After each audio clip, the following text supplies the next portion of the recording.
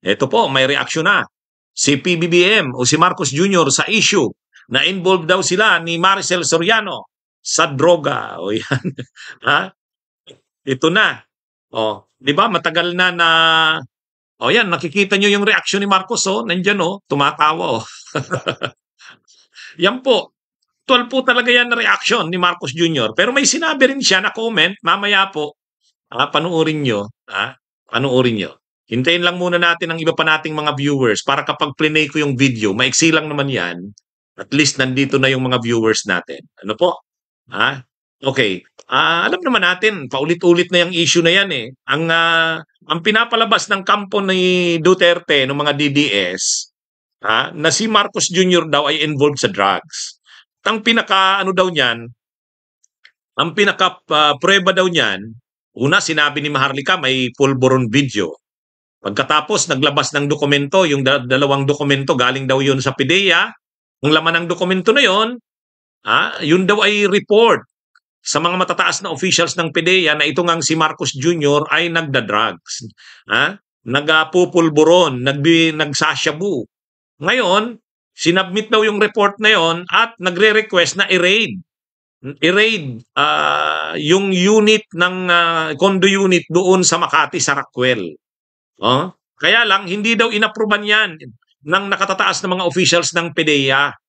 Dahil daw, nakialam daw si Ochoa, yung executive secretary noon ng panahon ni Pinoy. Kasi 2012 ito. Ngayon, yung report na yon na mayroon daw si Marcos na picture, 4 daw na pictures at may video pa, na sumisinghot ito ng droga, shabu, sama daw doon sa pictures na yon ang sikat na artista, Diamond Star, Maricel Soriano. O yun yung ano. Ngayon, present ngayon sa hearing ng committee ni Bato, yung PIDEA agent na gumawa ng nasabing report. Ito na ngayon si Jonathan Morales. At sabi ni Bato, ipapatawag niya daw si Ochoa at saka si Maricel Soriano.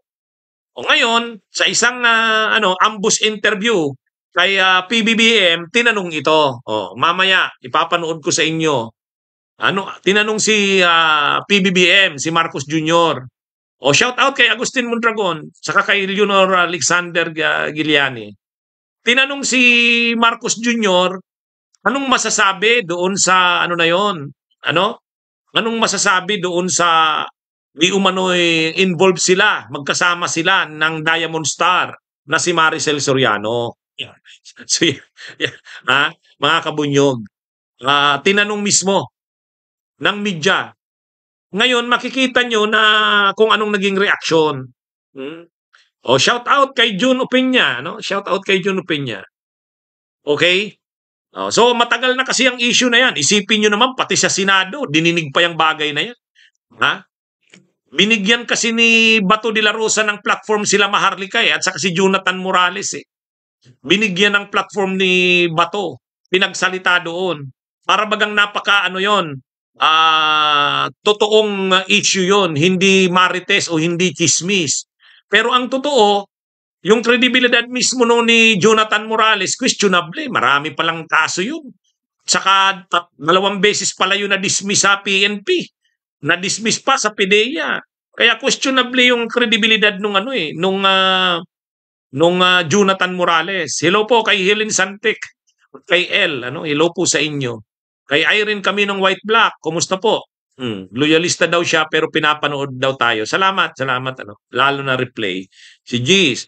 Okay, so ang dito, may reaction si PBBM. Ito, ipakita ko na sa inyo. Ipanood ko na sa inyo yung reaction. Sabi ni Imelda Giron, attorney, kakampi ba talaga ni PBBM sa Subiri? Actually, yun nga ang problema dyan kay Subiri. Mayroon akong live tungkol dyan kay Subiri. Okay, so ito na. I-play ko na yung reaction ni PBBM.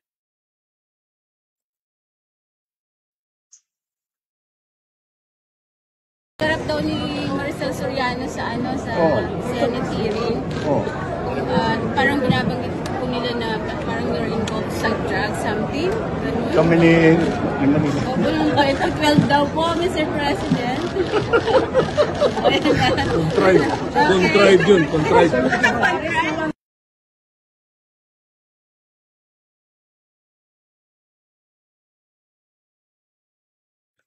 O yan, yan nakikita nyo mga kabunyog, yan ang naging reaksyon ni PBBM.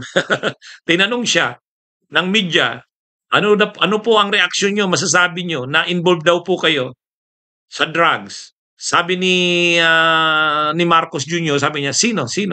Kayo raw po ni Maricel Soriano. Tapos inulit niya yung tanong, sino? Si Maricel. Tapos bigla niyang naisip, Maricel Soriano, natawa siya.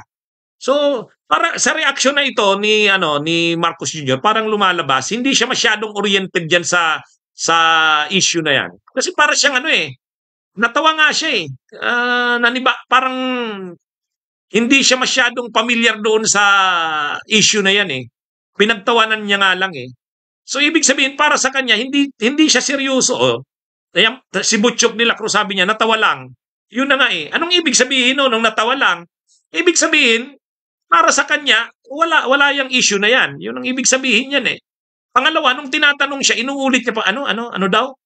Kasi kung alam niya na yan ang issue na yan na doon pa lang sa pagtatanong ng media, alam mo na yung tinutumbok ng media, magko-comment ka na. Dito hindi. Nag-aano pa si Marcos Jr. Ulitin natin, tingnan nyo, panuorin nyo. Sarap daw ni Maricel Soriano sa Senate hearing. Parang binabanggit po nila na ang pagkakatanong pala, ano pong masasabi nyo tungkol kay Maricel Soriano? Lumabas po sa Senate hearing. Ang sabi ni Marcos, ibig sabihin, si Maricel Soriano. So hindi niya ibig sabihin, parang hindi masyadong pinag-uusapan sa palasyo o sa Malacanang ang issue na yan. Kasi kung alam ni Marcos Jr. yon na talagang pinag-uusapan nila yan madalas yung issue na yan, syempre pag sabing ano pong masasabi nyo na si Maricel Soriano, alam na kaagad ni Marcos Jr. kung ano yung tinutumbok ng tanong. Pero nabanggit na si Maricel Soriano, ang reaksyon niya, tingnan nyo, tingnan nyo. sarap daw ni Maricel Soriano sa Senate hearing. Sabi niya, Ibig sabihin, ano si Maricel Soriano? Di ba? Ganun yung ibig sabihin niya. Ibig sabihin, hindi niya masyadong, bakit? Ano si Maricel Soriano? Naobliga pang magdugtong yung media Nagdagdag pa ng paliwanag ito. Parang binabanggit po nila na parang you're involved sa drugs, something. O yun. Nung binanggit na, dinagdagan ng paliwanag na kayo daw po ni Maricel Soriano na involved daw po kayo sa drugs or something. Tapos inulit ni Marcos, kami ni Maricel Soriano, parang nabigla siya. Parang hindi sa kanya nasasabi tong issue na to. Nung sabi niya, kami ni Maricel Soriano, ako sabay tawa. Ito. Parang binabanggit po nila na parang you're involved sa drugs, something. Kami ni... Bulong ba ito? 12 daw po, Mr. President. Contrive yun. Yun. Malinaw yan yung hindi na siya, ibig sabihin, hindi na siya nag-comment para sa kanya. Wala yan, hindi. Ayaw ko mag-comment dyan. Yan yung dito. Kaya lang, sabi ni Roque, mga kabunyog, may video ako ni Roque. Sabi ni Roque, lumalakas na, yung panawagan na talaga, i-expose na ang issue ng presidenteng bangag. Ganun ang ginagamit ni Roque. So matindi na ito mga kabunyog, mga DDS, talagang pinapalaki na nila yung issue na yan na bangag daw si PBB. Sabi ni Diosdado, hindi niya alam, showbiz lang. Yun na nga sabi ni LMT-17, showbiz kasi ang dating ng tanong. Memento Mori, isang malaking kabulastugan. Yan. Kung ganun yung analysis ko dun sa kayo, ganun yung reaction nyo, di ba? Kung para kay PBBM, kay Marcos Jr., hindi niya masyadong yun. Hindi niya masyadong alam yung issue na yan. Hindi niya, parang narinig niya na, pero hindi niya siniseryoso. Kaya nung tinanong uli sa kanya, natawa siya. Kaya ganon. Ako, kung akong tatanungin niyo dun sa reaksyon ni Marcos Jr., ganon. Di ba? Sabi ni Kuya Baito, walang kwentang issue. Ako, ganun yung reaction ko. Ako, ganun yung nakita ko sa reaction ni PBBM. Kayo, anong tingin nyo doon? Ako, ganun. Sabi ni Hector Rosacina, tinawanan lang sila. Pero, Ang malungkot dito mga kabunyog, ganun nga yung issue na yan, pinagtatawanan lang ni PBBM, para sa kanya wala yan, chismis lang yan, hindi, natawa lang siya. Pero ang ginawa ng Senado, binigyan ng importansya sa pamamagitan ni Bato.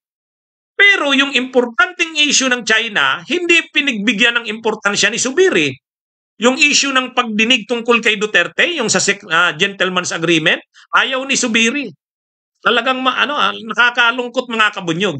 Yung tungkol sa issue ng di umano'y involvement ni Marcos Jr. sa droga, kahit medyo may pagkamarites at chismis ang issue, wala nang malinaw na kung talagang totoo o hindi, dininig sa Senado sa pamamagitan ni Bato. Pinayagan naman ni Zubiri. Pero yung tungkol sa gentleman's agreement ni Duterte na maseryosong issue, wala. Ayaw ni Zubiri. Ano ba yan? Kaya tama yung tanong nyo sa akin kanina. Ano ba to si Zubiri? parang mas importante pa sa kanya pag-usapan yung mga may pagkamarites na issue. Walang matibay na solid na ebidensya. Parang chismis parang fake news. Pinag-usapan sa Senado. Yung ginawa ni Zubiri, pinayagan si Bato. Pero yung pinaplanong pagdinig sa gentleman's agreement ni Duterte kung saan issue ng West Philippine Sea, kung pag-uusapan, hindi iginaw ni Zubiri. Sabi ni Zubiri, ayaw niya kasi pamumulitika daw yan. Yung ginagawa ni Bato, dyan sa issue na yan sa drugs, hindi mo pamumulitika yan. Ha? Di ba mga kabunyo? Di ba pamumulitika yan? Alam nyo, nakakaano itong si Zubiri. Mas importante yung issue ng West Philippine Sea. Ha?